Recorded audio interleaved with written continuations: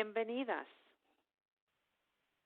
Bienvenidas, comadres and friends, to our January 2021 Cali Conference, our first for 2021. This is Karen Gonzalez, Las Comadres para las Americas Denver Book Club Coordinator. Before we begin, we'd like to take a moment of silence for all those lives and loved ones lost to COVID-19.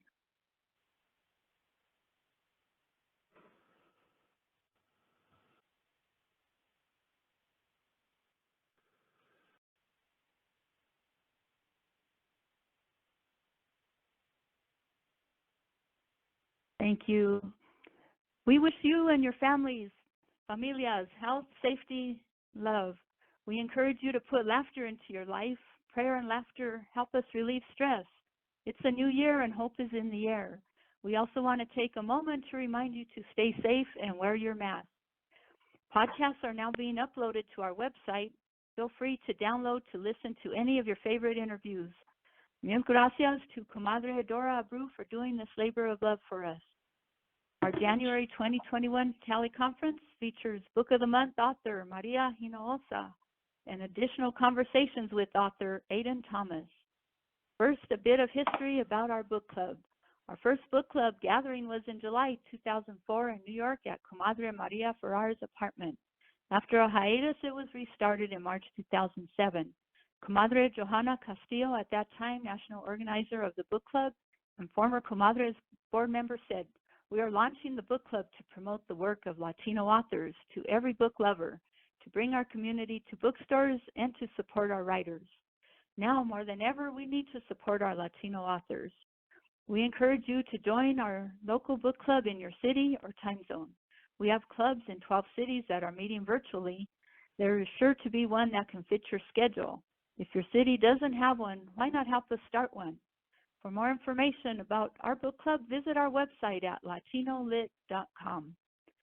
We started these Cali conferences, Reading with Las Comadres, in October of 2006. We are in our 14th year.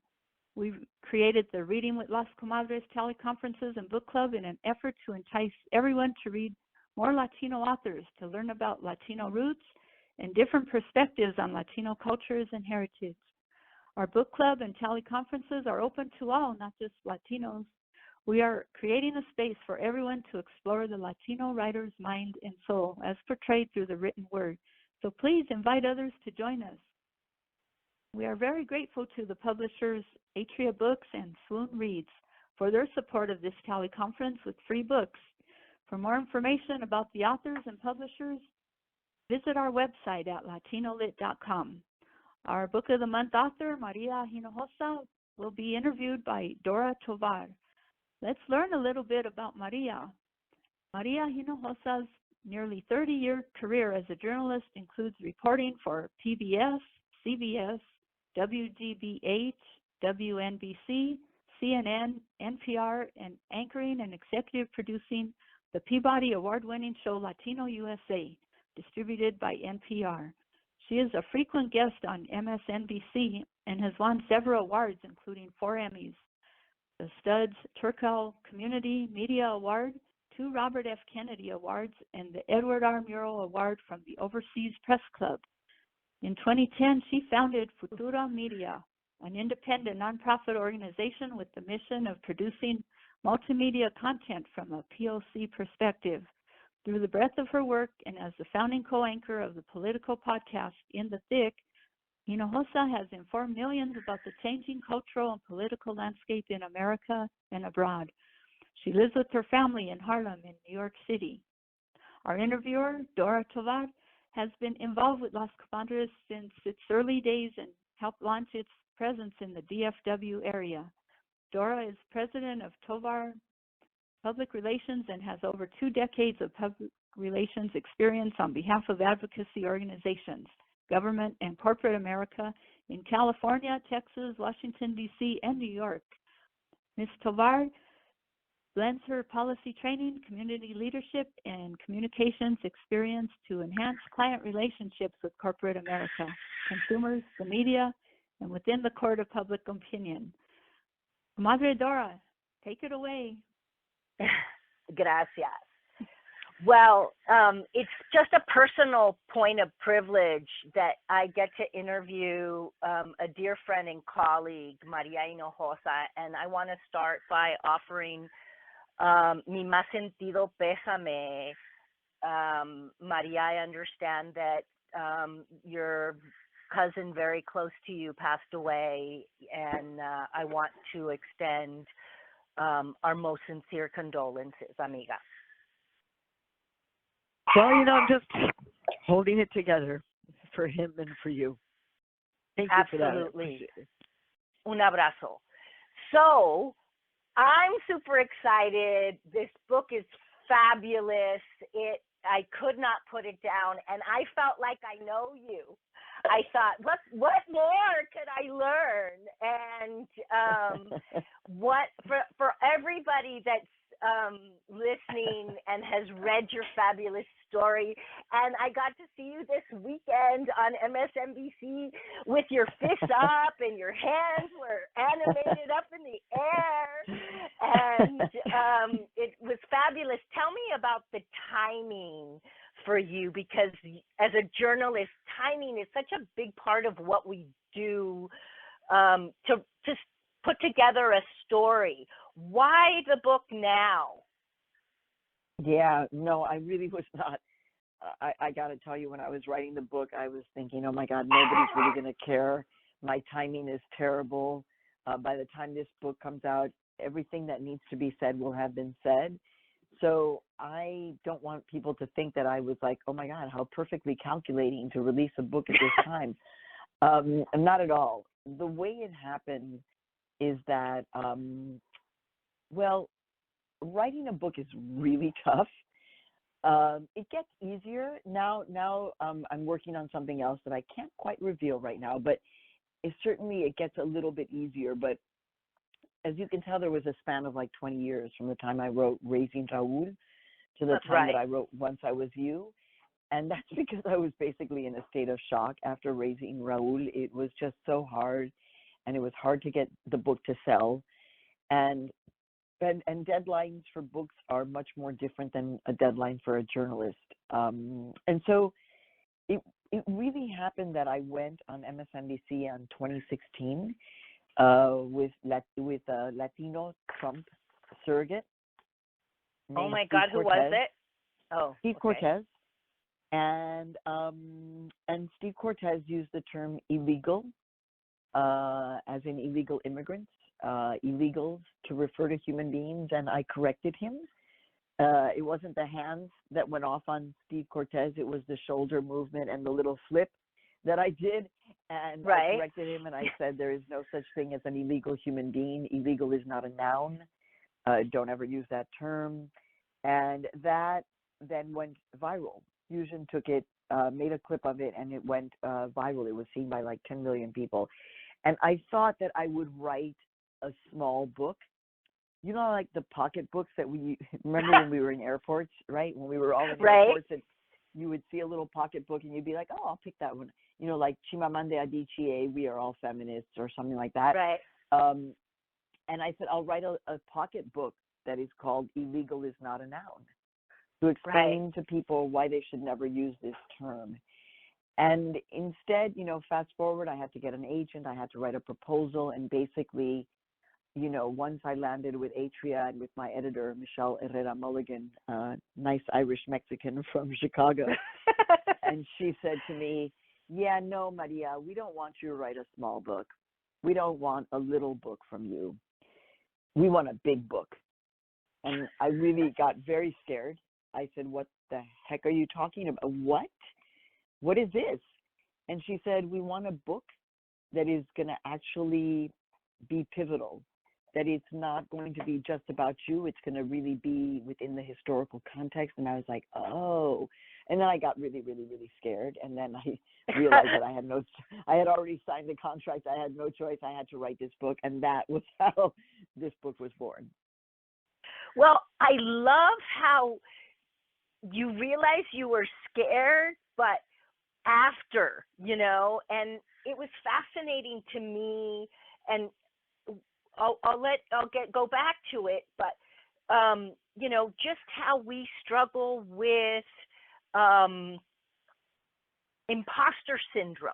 And if you would talk about that a little bit, because some of us know the term, and I just think it would really be helpful to talk about what it is and when does it stop. Look at you are now leading your own company, writing your own proposals, telling your own story, and scared is a process. So can you talk for a little bit about the imposter syndrome?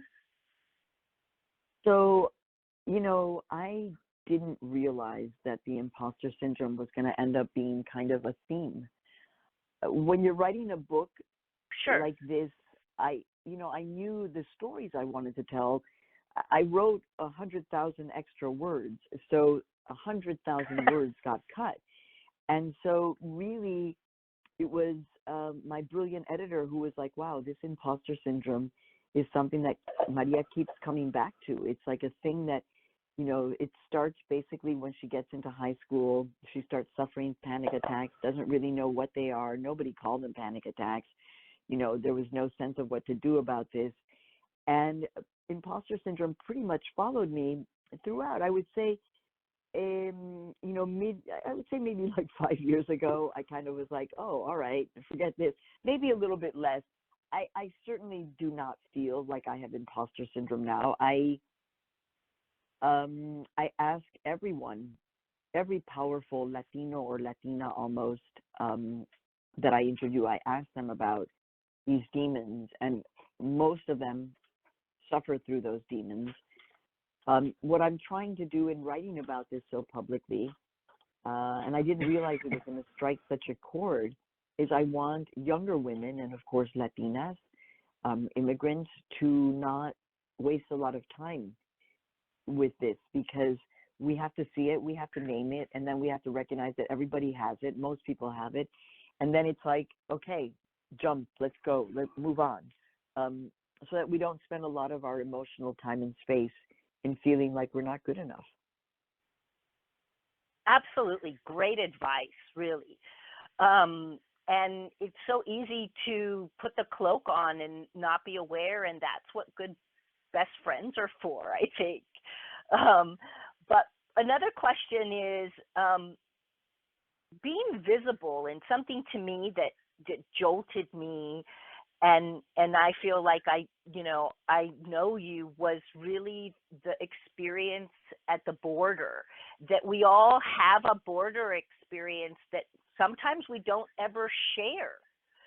But I guess, telling it in your own voice, and really how challenging it is for Latinas to be visible. Some of us feel like we made a turning point with Justice Sotomayor's appointment. Like, okay, now you see us, right? Can you talk a little bit about if there is a turning point in your career, and the book is a turning point, perhaps? I feel like for me personally, I think there was a turning point, maybe mid time during my career at CNN, when I realized that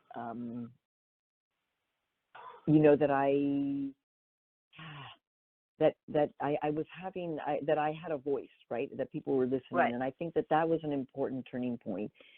I think there was another turning point when I decided to create Futuro Media, which was very risky, and create a nonprofit in the middle of an economic depression. I feel like there are turning points. I feel like today is a turning point in my life. I lost one of my dearest family members. My entire extended family is in a state of shock, and it's like, okay, my editor, I'm right now working on another book project that I can't say what it is officially, but we'll be watching. Let's just say that no, it's a writing project. Right. And it is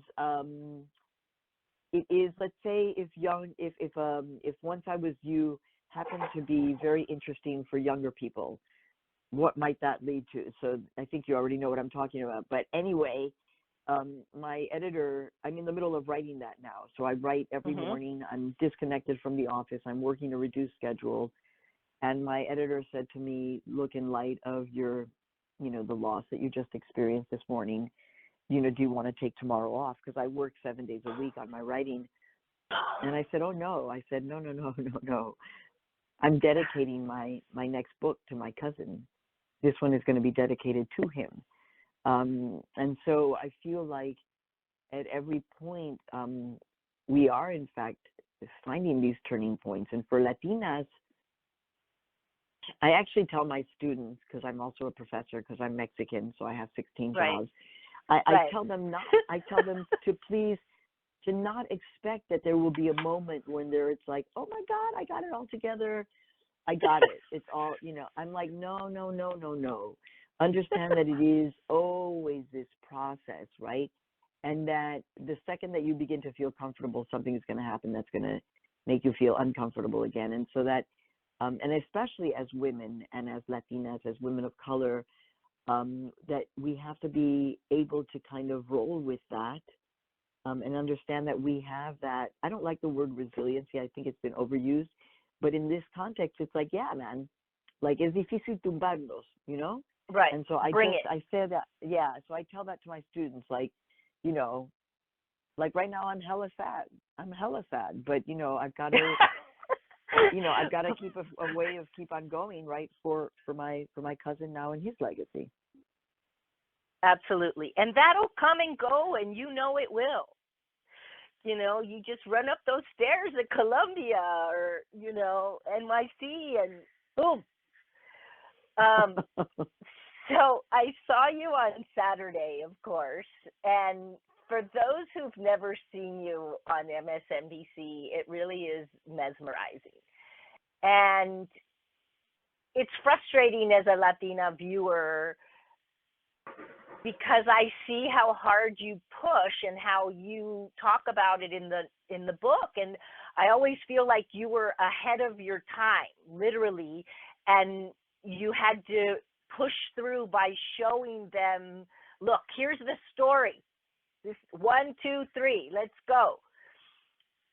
What is your 1, 2, 3 on being strategic about closing this gap in TV, about the absence of our voices, and you God. and Alicia, and really, you look at what happened with Joy Reid's opening and how quickly African Americans were already lined up. Before Joy even announced, there was already a lineup of how it was going to run. How do we get sophisticated enough, and is it our time, and what would you tell us? What's our next? Yeah. Well, look, it's a multi-layered answer, okay? So you need to understand that I feel a responsibility. I don't get paid when I appear on CNN or on MSNBC. I don't get paid. I'm not a paid contributor. Why? And I feel, I really I did not need one more job, one more boss. Right. That's the main reason. On the other hand, I have to tell you that I'm thinking seriously about whether or not that's something I should do, only because, and here's the issue. If I was watching cable news and I was seeing a Latino or Latina on every hour talking about whatever, sports, business, the economy, politics, the impeachment, feminism, whatever, I'd be like, cool.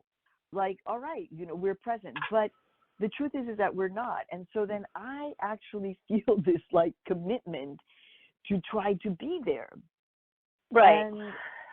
And you have to realize, like, I have to work to get there. It's not like I'm sitting around and they're just like the phone is ringing and I'm like, sure. No, I actually have to work to make that happen. And I do that because I realize the responsibility that I have. And now actually as an older Latina, if you saw on Saturday, sadly I didn't record it. I forgot to record it. But I was really proud of the fact that I was shouting out older, i.e., over 40 women of color, right? Right. That we are actually very present in a very particular way, in our own particular style, and that is pretty badass. Yes. At the same time, you know, there is, you know, I'm like, well, am I not on so often because I'm older? Is that what it's about? Right. Or is it because I'm Latina and they don't want to hear it anymore? So I feel this, that any pressure that is brought on by consumers for anything, whether it's boycotting grapes or demanding more presence on a cable news channel, bring it. We need it at every turn. That's all I can say. I mean, I can't make people do things. Like Right. a group of my girlfriends, they were like, "Oh my God, you should have your own show on MSNBC," and I'm like, "Oh my God, girl, only if you knew how hard I would have to work to try to make that happen." And it's like, you know, on the other hand, it's not like there aren't other networks where we are possibly having conversations about other present. I think the bigger issue is what you brought up, compañera, which is why. This is the central issue for me. Why, if Latinos and Latinas are the second largest voting bloc in the entire United States of America, how is it editorially possible that you do not have Latinos and Latinas everywhere on your networks? That's what I don't understand. It is an editorial irresponsibility, and frankly, an irresponsibility in terms of our democracy to not give us voice. Fabulous. I want to be respectful of your time, and I'm fascinated with both something you mapped out in your book about how you traversed through the networks and your patience, yet sometimes impatience, really opened some doors. And at first we thought it would be from within the networks. And now, Maria, with Futuro and your writing projects, you're proof that impatience has its limits and you can create your own production infrastructure. And tell us a little bit about what that's been like. Well, 10 years ago, in 2010, before Futuro existed, and I was terrified. I mean, I was petrified. The truth is that I did not have a job, and I could not fathom telling my father, at that time he was alive, that I was going to go on unemployment. Futuro was, I was so scared, but just a few people had said to me, "Hey, Maria, we believe in you. We believe you can do this. We'll help you. We'll help you figure this out." And so you're right. I mean, at this point, the competitive landscape in terms of the media has gotten really fascinating, complicated. And at the same time, I know that with Futuro Media, a small but growing nonprofit, is competing against people like the New York Times, the Wall Street Journal, ABC News, Frontline, everything. We're all competing. And our numbers across the board continue to increase. There has not been a downturn whatsoever for the material that we produce at Futuro Media, which, by the way, last week we dropped 2 podcasts now that are produced by Futuro Studios, which is another wing. So we're growing within Futuro Media. Woohoo! Congratulations. We dropped a beautiful podcast called Anything for Selena, co-production with WBUR, which is just gorgeous, beautiful story about Selena and identity. And we dropped another podcast with LAist, KPCC out of LA, called Norcus, which is all about a bank heist in Los Angeles. Both of those were on the Amazon, not Amazon, or whatever it is, I never know, top 200 for listeners. Right.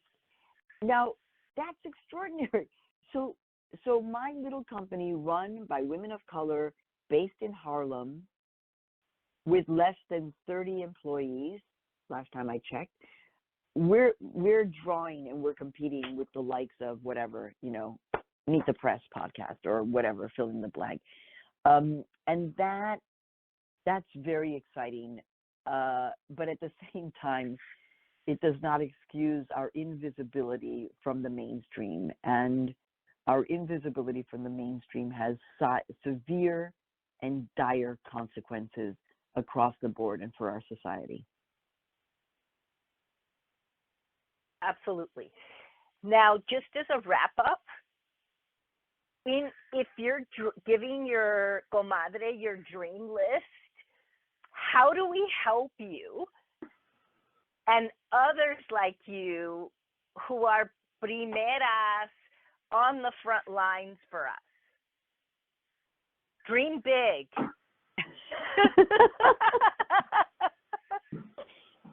That's so adorable because, when I ask my students, I ask them in the very first day of class when I debrief with them, and I ask them, what is your biggest, craziest, wildest dream? And now you're kind of asking me, and I'm like, okay, wait, but so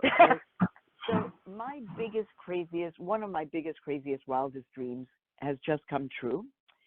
The movie In the Heights, based on the play on Broadway, is coming out in 2021. It was going to be 2020, and I'm actually in it.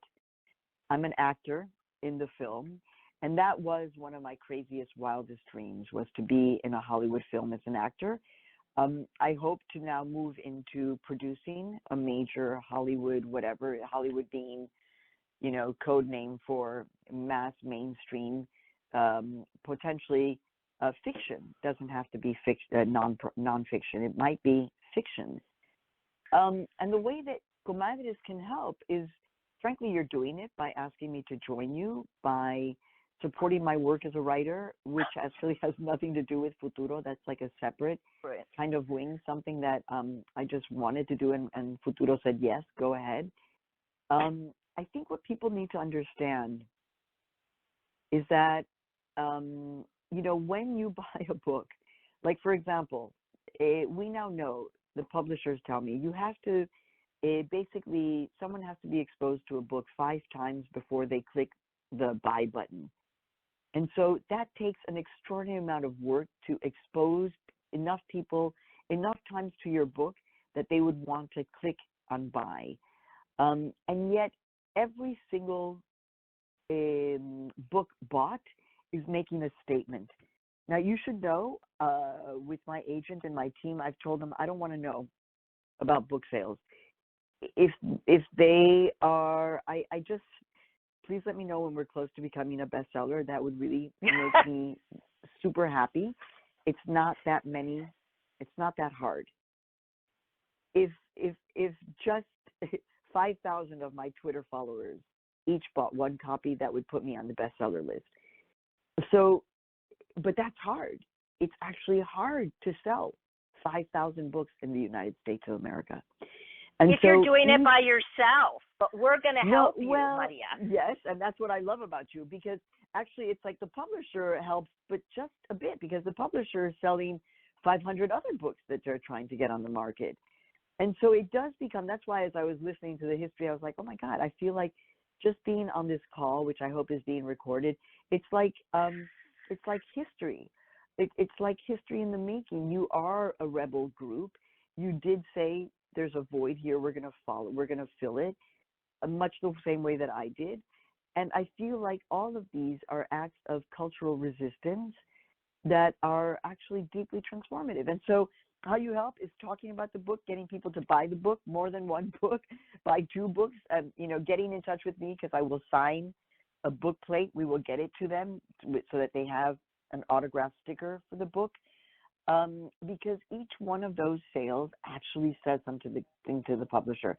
Just like every single donation that is made to Futuro Media, a nonprofit media company, every single one of those, even if it's $5 once, is a big deal.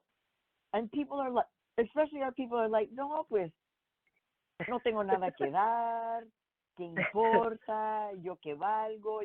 And I'm like, no, that's exactly what it's about. It is believing in the power of small acts that actually have big impact, because, para terminar, all we need to know is look at what just happened in electoral politics.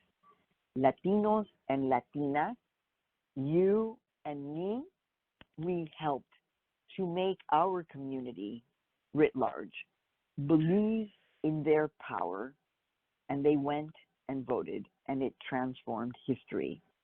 And we are not facing a white supremacist, anti-immigrant fascist in the White House because we turned out to vote. That doesn't mean that everything is solved, but it means that we believed in our power enough to go to vote. And you and this book club and Las Comadres are a part of that and a part of history. And I'm so thankful to have been a part of this, even if just for a moment. Gracias. Un gran, fuertísimo abrazo.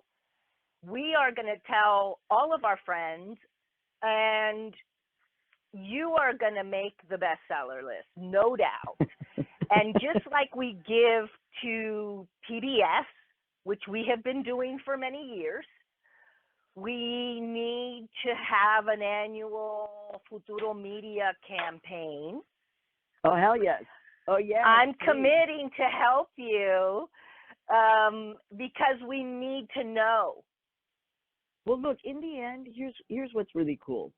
If you look at the trajectory of like the people who are employed at Futuro Media, many of them have stayed. Like some have left and come back. Others have left and gone on to places like the New York Times, Mother Jones, This American Life. But we are also training the next generation. And so the number of young journalists of color, Latinos and Latinas, who start with us as interns or fellows and then have jobs in the coolest newsroom that you could ever possibly imagine. And we realize the historical duty that we have to be the best journalists that we can be in this moment. And so that's why we do it, con mucho amor y con mucho respeto y con mucho cariño. Gracias. Karen? Gracias. Our additional conversations with author is Aiden Thomas. Aiden Thomas is a New York Times bestselling author with an MFA in creative writing from Mills College. Originally from Oakland, California, they now make their home in Portland, Oregon. As a queer, trans, Latinx, Aiden advocates strongly for diverse representation in all media. Aiden's special talents include quoting The Office, Useless, Trivia, Jenga, finishing sentences with is my favorite, and killing spiders. Aiden is notorious for not being able to guess the endings of books and movies and organizes their bookshelves by color. Our interviewer, Comadre Julia Abrantes, is a stalwart of Las Comadres, who for many years nourished our New York City comadrazos with love and passion. She is an avid reader and attends all the book conferences possible to learn about books by Latinx authors and to share this info with our comadres, compadres, and friends. Julia now lives in Loganville, Georgia. Comadre Julia, take it away. Thank you so much, Karen. Aiden, good evening. Welcome. Hello. I'm so excited to be here and talking to you. Thanks so much for joining us this evening. I have to tell you, I really loved Cemetary Boys, and it was so great. Can you tell our readers, maybe who have not, and shame on them if they haven't, read Cemetary Boys, a little bit about the book?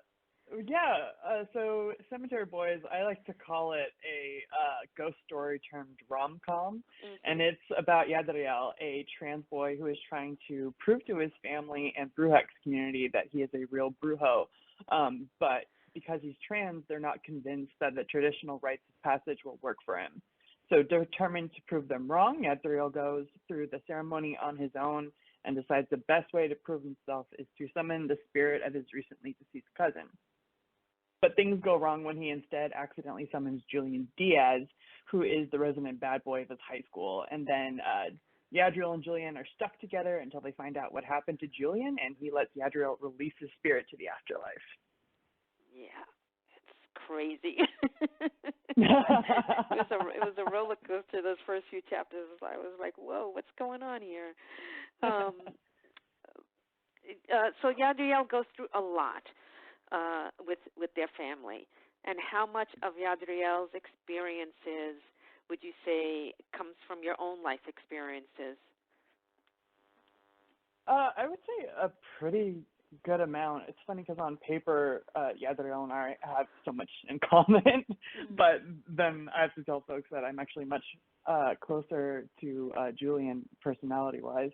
But when it comes to kind of navigating identity, being a Latinx person, and especially kind of what that means being in a community that doesn't quite understand you, I definitely pulled a lot from my own experiences.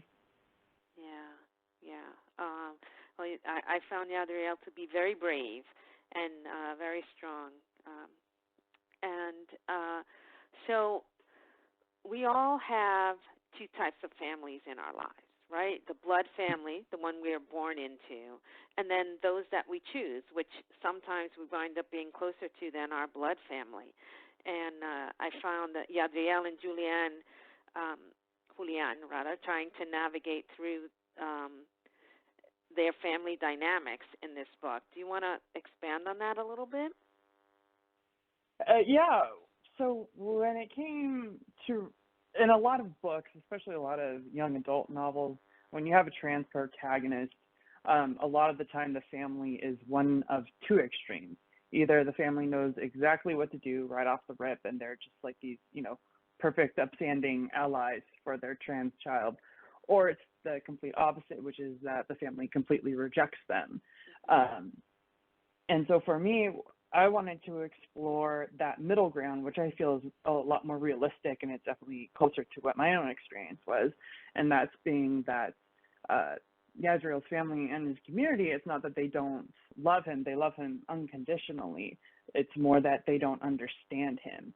And so I really wanted to kind of unpack what that means for that community, and especially when you're in a community where your language is gendered. What does that mean for a trans person, like growing up within that kind of dynamic?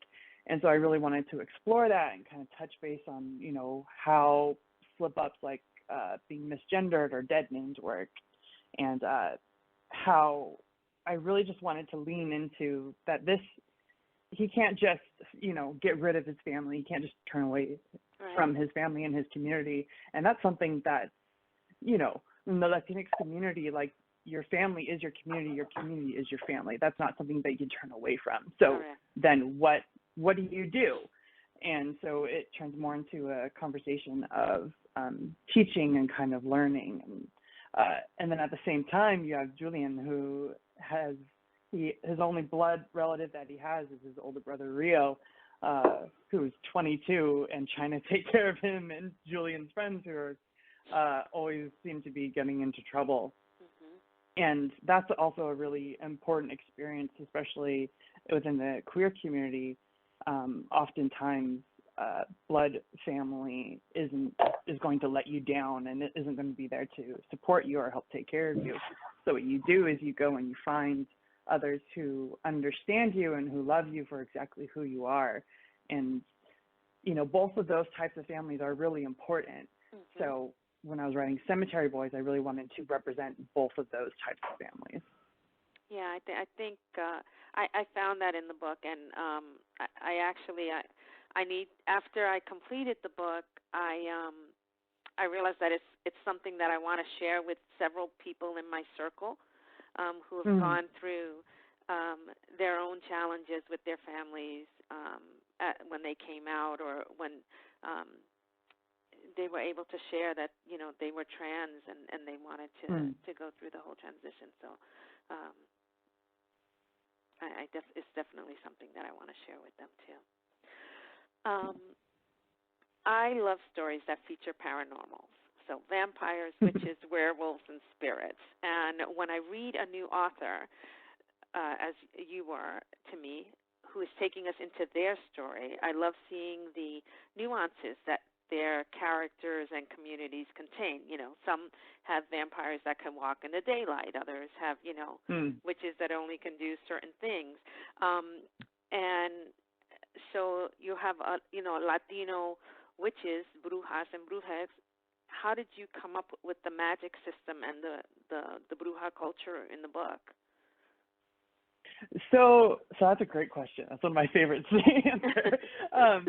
So when I was coming up with kind of like this bruja community and what those powers looked like, I really wanted to kind of tap into and explore how traditional gender norms are something that can be really entrenched within the Latinx community. Mm-hmm. So when I set up the kind of magic system, I presented this idea that women can heal and men can help release spirits to the afterlife.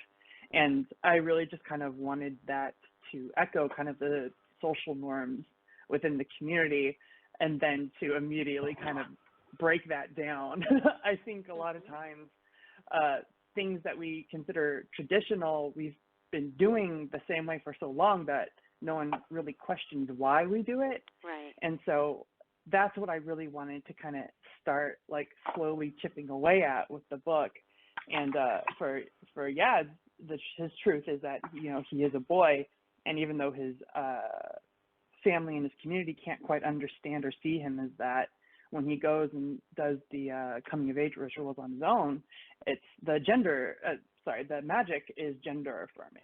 So Lady Death knows him for exactly who he is, for who his identity is. And so she reinforces that by giving him the gifts of the brujo. And for me, what was important was to show that society or even your community or your family doesn't get to decide who you are. Right. You know who you are, and thus the magic knows who you are. So yeah, I really wanted to really kind of push against people's expectations when it came to like the gender roles. And then even like Maritza, who's the best friend in the book, she's a bruja, but she doesn't practice healing magic because she's vegan, and in order to practice magic you need to use animal blood. So it's really just kind of, I like within my family, if you're a vegan, like it's like it's like you've dropped a bomb in the middle of the house and no one knows what to do about it. Right.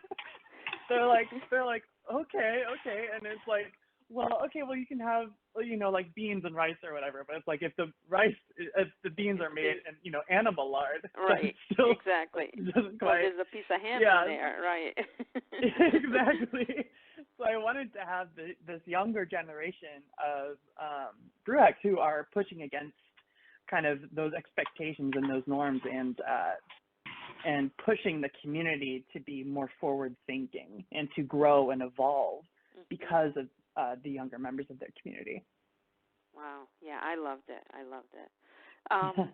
So I hear that Casper the Friendly Ghost somehow fits into your story. Why don't you tell our readers about that? Casper the Friendly Ghost. I'm trying to think. I think for me, what I love so much about that kind of story is that it's not like a mean, scary ghost, It's like a friendly ghost. In this case, it's Julian, who's kind of this chaotic ball of energy of a boy.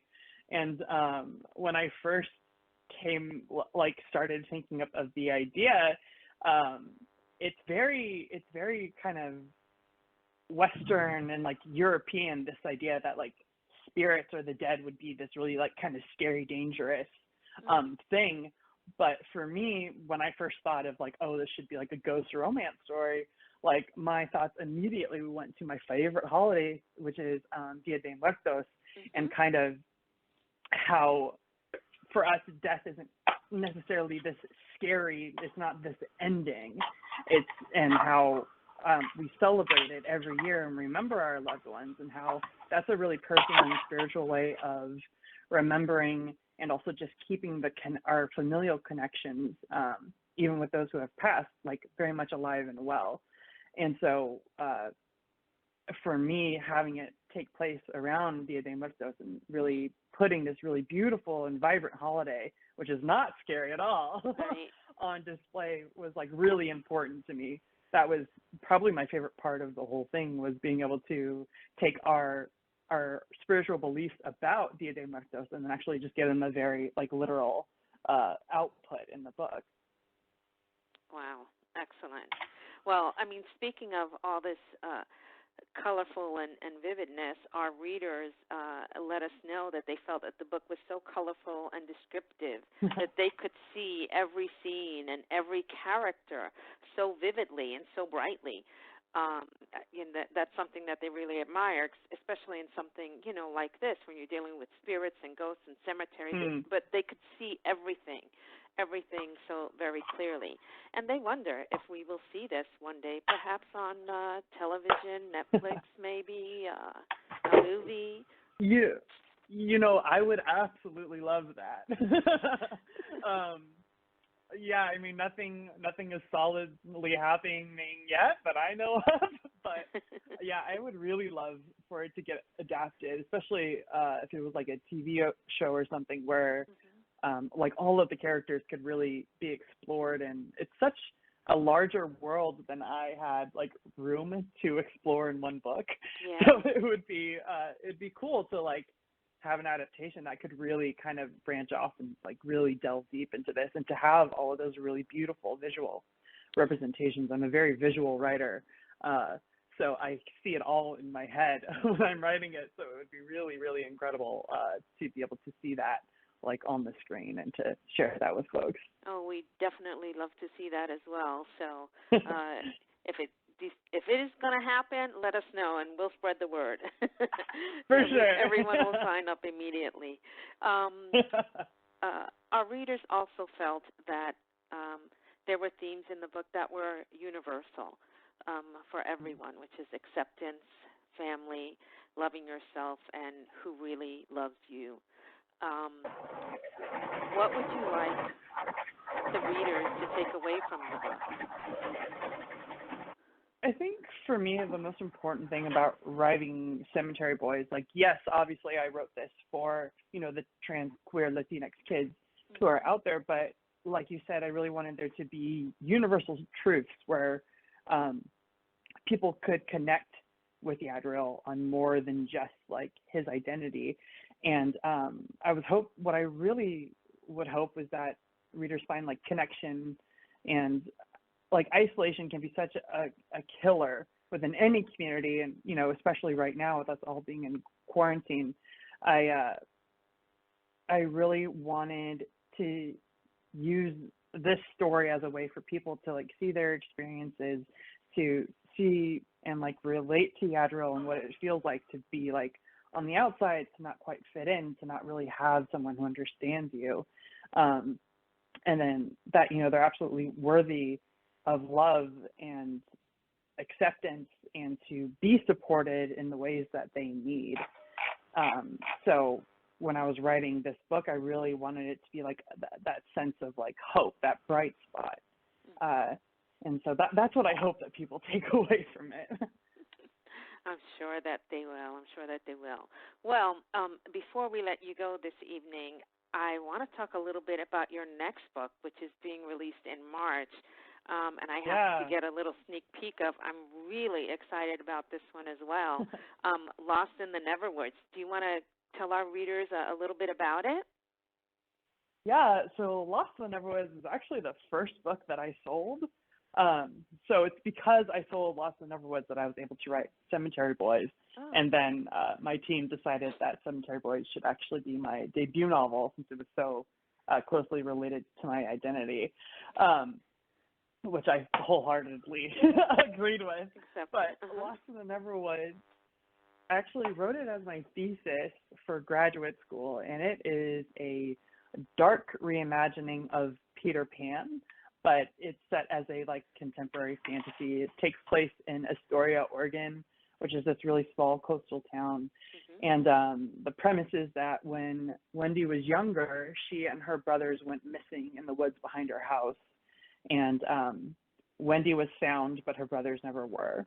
And the story picks up on Wendy's 18th birthday, and kids are starting to go missing in this small town again, and everyone's kind of looking at Wendy and wondering if she or her brothers have anything to do with it.